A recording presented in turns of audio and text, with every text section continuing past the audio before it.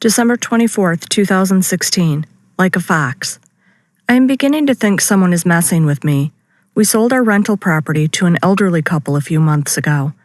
During the closing process, they changed the type of loan they would use to finance the house, which delayed the closing. This wouldn't have been a problem except that we had to make an additional house payment at the last minute to avoid a late payment penalty from the bank. I didn't complain. I made the payment, let the title company reprocess the paperwork for the new closing amounts, and proceeded with the transaction with a smile on my face. I was happy to be selling the house and walking away with a few dollars in my pocket. On the day of the closing, I received a message that the buyers were requesting that we have the grass cut before the closing. I kept the smile on my face when responding, no, I would not be dropping everything to call a landscaper out to the property an hour before our closing appointment. I also did not mention that the grass would not have been so long had they been able to get it together to close on the agreed-upon date. I did, however, give them their new neighbor's telephone number and let them know that he had cut the grass for us for a fair price. My husband and I arrived at the closing a few minutes late. This is pretty normal for us. We are always in a hurry.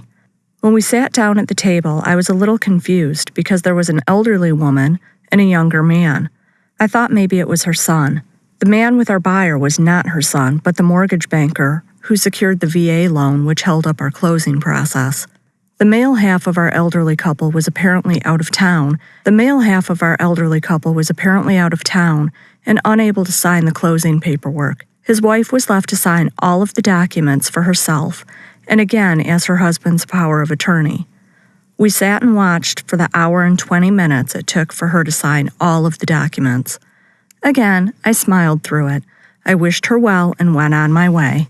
I've been looking forward to closing the door on that chapter of my life for a long time. I had even decided to let the last tenant off the hook for the damage he did to the floor before he left. I had filed a small claims suit that he didn't answer, and I had just decided to let it go and walk away from that house.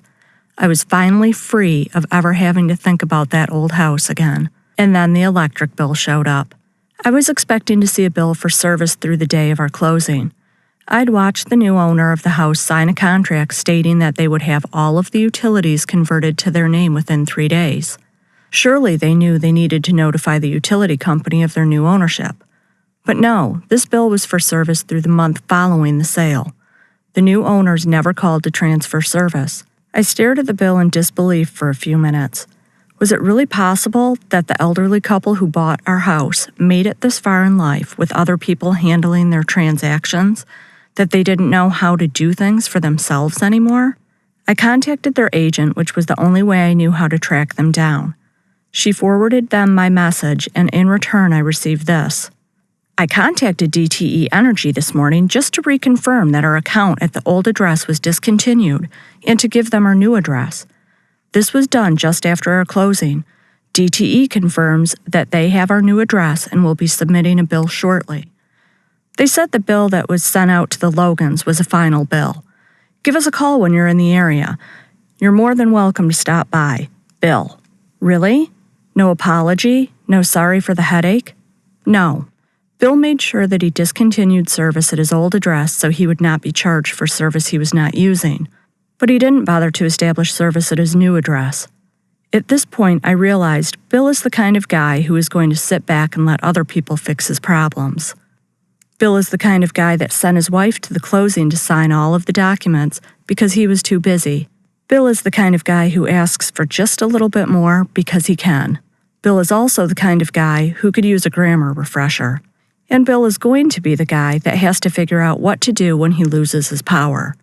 I really didn't want to leave an elderly couple without power a few days before Christmas, but it had been made abundantly clear that Bill had no plans to take care of his own business. So I called and had the power turned off. I also informed the agent that Bill needed to call and request that service be established, backdated to the day of closing. This is the response I got from their agent. I called DTE twice and was getting nowhere. I had them call again today and just got this text message from Mary. Suze, we lost our electric for about 45 minutes. Bill said they only changed service address. We called 3 times. So anyway, they changed billing addresses today. Hopefully this will correct the problem. Thanks for your help. Check with the old owners and see if we owe them anything. I replied to the agent with the amount due. I expect to get a bag of walnuts in the mail 3 weeks from now. I'm trying to teach my 5-year-old to do things for herself, like bring her library books to be returned and tie her own shoes. And here goes Bill, proving you can get other people to clean up your messes if you act incompetent enough. Bill made it all this way in life, letting other people take care of things for him. I've come to the conclusion that there are 2 types of people in the world, the givers and the takers. We are never going to see eye to eye. I am never going to let other people clean up my messes because that's not what I do. I am a giver. I would be embarrassed to have other people picking up after me. And Bill is a taker. He is content to go through life with other people taking care of things for him. He will never have enough, and he will always feel cheated, because that's what takers do. God, I am grateful to be a giver.